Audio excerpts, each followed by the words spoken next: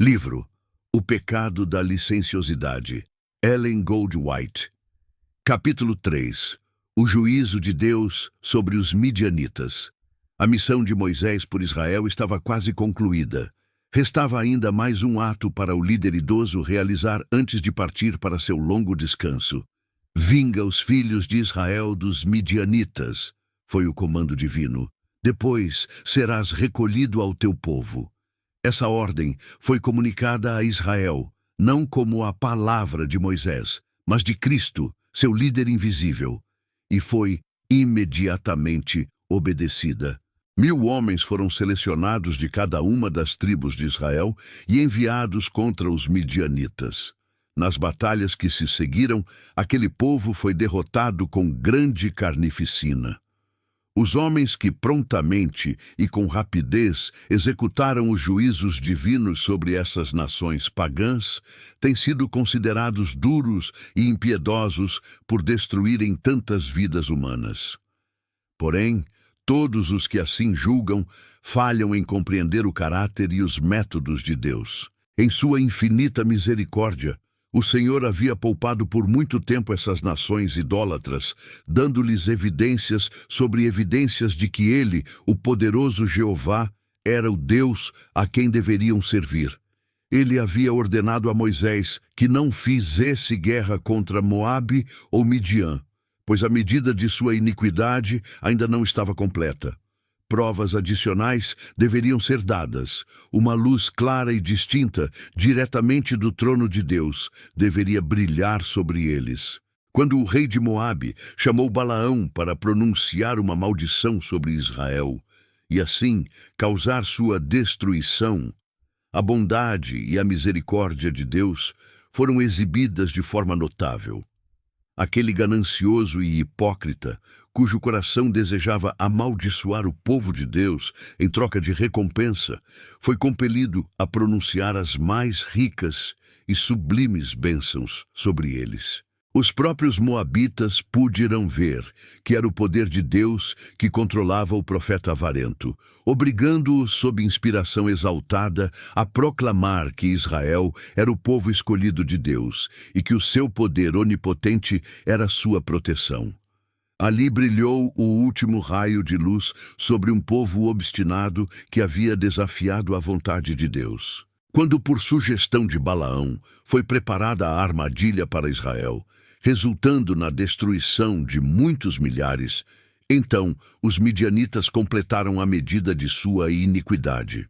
Naquele momento, o período de provação deles se encerrou. A porta da misericórdia foi definitivamente fechada, e o mandato foi proferido por aquele que tem o poder de criar e destruir.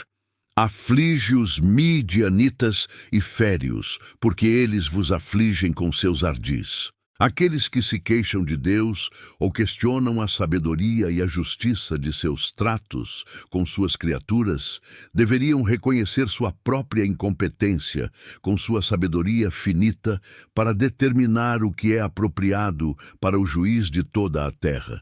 Deveriam se preocupar, antes de tudo, em conduzir-se de forma a não se tornarem alvos de sua ira, deixando o Senhor lidar com as obras de suas mãos, segundo seus sábios propósitos. Moisés estava profundamente tomado de pesar e indignação diante das artimanhas enganosas pelas quais Israel havia sido levado a pecar, trazendo sobre si a ira de Deus. No comando para fazer guerra contra os midianitas, Moisés viu não apenas a justiça divina em aplicar seus juízos sobre os culpados, mas também a misericórdia de Deus em conceder a Israel a vitória sobre um povo que, com todos os artifícios infernais, buscava sua destruição. Os israelitas deveriam engajar-se nessa guerra, não para satisfazer rancores ou desejos de vingança, mas como instrumentos de Deus, cumprindo sua ordem e sendo motivados unicamente pelo zelo pela glória divina. Os homens não entendem o que estão fazendo quando se permitem, mesmo que por um momento, duvidar da sabedoria e benevolência de Deus, ao considerar como uma forma de crueldade os juízos aplicados contra os obstinados e rebeldes. Poucos percebem a malignidade do pecado. Ele é como uma lepra mortal, contaminando todos os que entram em contato com ele. Se os homens persistem em desprezar a autoridade divina, Deus, que os criou e a quem pertencem, possui pleno direito de retirar as bênçãos que eles têm desprezado e usado de forma indevida. O nome de Deus e sua autoridade como governante do universo devem ser mantidos.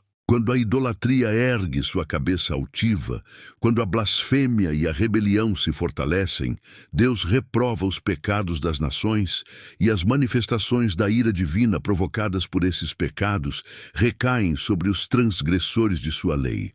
O Altíssimo declara sua sentença de condenação e escolhe os instrumentos para executar sua vontade. Esses mensageiros de Deus são chamados a cumprir fielmente a obra que lhes foi designada, por mais repugnante que ela seja para seus sentimentos naturais. A história sagrada não registra nenhuma ocasião em que esses homens foram repreendidos por excesso de zelo ou severidade, mas Deus os repreendeu muitas vezes pela falta de fidelidade ao executar seus juízos.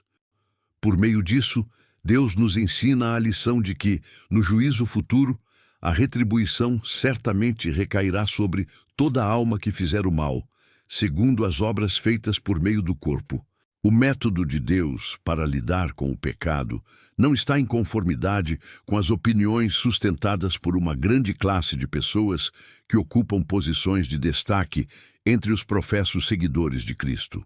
Muitos desses indivíduos acariciam o pecado, exaltam a benevolência e a paciência de Deus e enfatizam o caráter amoroso de Jesus, plenamente misericordioso e infinitamente terno, enquanto ignoram as advertências sobre a ira divina contra o pecado e os pecadores, assim como as incisivas denúncias de nosso Salvador contra a hipocrisia e o auto-engano. Aqueles que não possuem uma percepção aguçada da extrema pecaminosidade do pecado são os mais inclinados a questionar a justiça de Deus ao punir com severidade os pecados dos amalequitas, dos cananeus e dos midianitas. Aqueles que amam o pecado são incapazes de compreender os tratos de Deus com suas criaturas. Deus procura homens que ele possa usar para a sua glória, seja para suportar repreensões e executar justiça, seja para, com um coração repleto de piedade e benevolência, levar luz a lares mergulhados em trevas, falar paz às almas aflitas e apontar o pecador ao amor perdoador de Cristo. A grande necessidade desta era é de homens capacitados para fazer a vontade de Deus. Homens que, com corações em oração, ouçam atentamente as palavras de Deus e se apressem em seguir sua voz com prontidão e fidelidade. Há homens cheios de zelo que afirmam estar realizando a vontade de Deus, mas que na realidade são guiados por impulsos humanos. Sentem-se à vontade para questionar, criticar e desafiar todos aqueles que não agem de acordo com suas próprias ideias.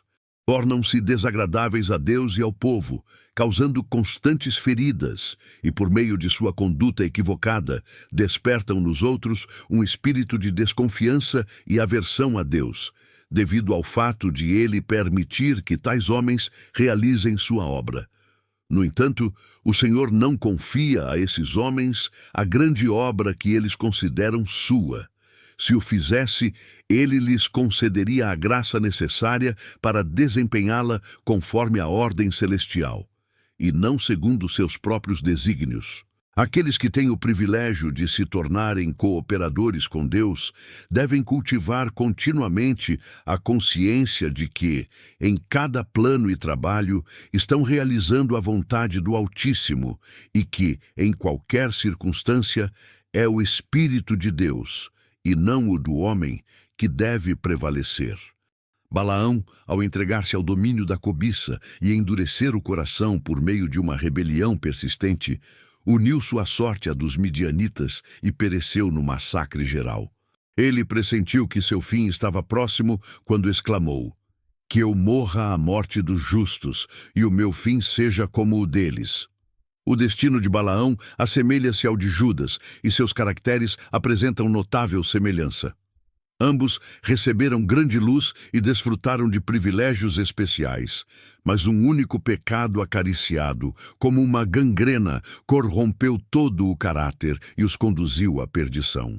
Enquanto os israelitas vitoriosos destruíram completamente os exércitos de Midian, pouparam todas as mulheres e crianças, trazendo-as para o acampamento como cativas. Ao tomar conhecimento disso, Moisés ficou alarmado e indignado, repreendendo os oficiais do exército. Eis que estas, por conselho de Balaão, fizeram pecar os filhos de Israel contra o Senhor no caso de Peor, pelo que houve praga na congregação do Senhor. Houve uma falta de rigor na execução dos mandamentos de Deus.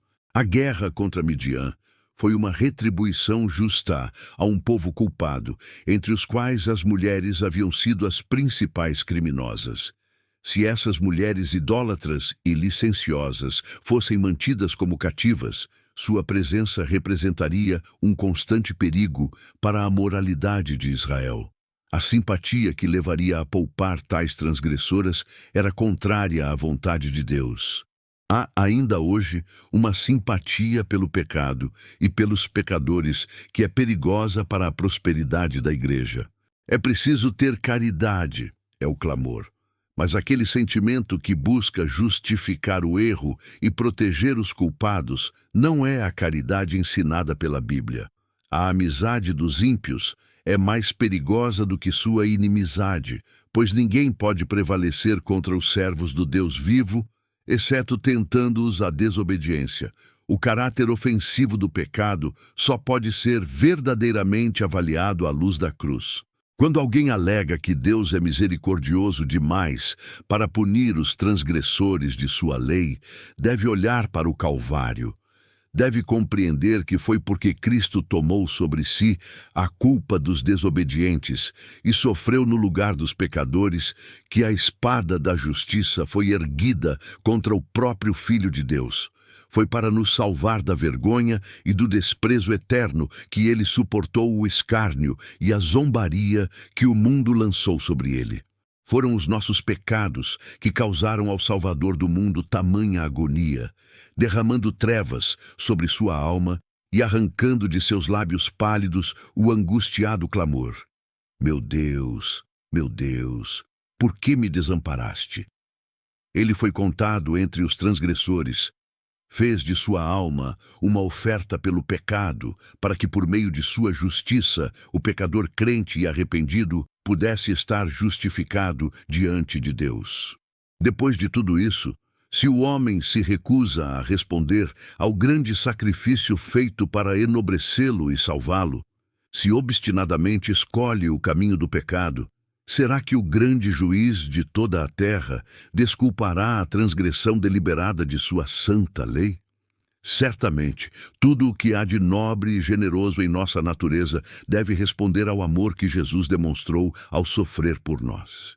Foi uma humilhação incomparável para ele assumir a natureza do homem caído e sacrificar sua vida por uma raça de rebeldes. E a maneira de sua morte torna essa humilhação ainda mais evidente. Ele tornou-se obediente até a morte, e morte de cruz. Jesus não foi insensível à ignomínia. Ele sentiu o peso da desgraça do pecado com uma intensidade infinitamente maior do que é possível ao homem, pois sua natureza divina e sem pecado era exaltada acima da natureza humana. Jamais deveríamos imaginar que a majestade do céu, tão santa e imaculada, não tenha sentido de forma aguda o desprezo, a zombaria, os abusos e a dor.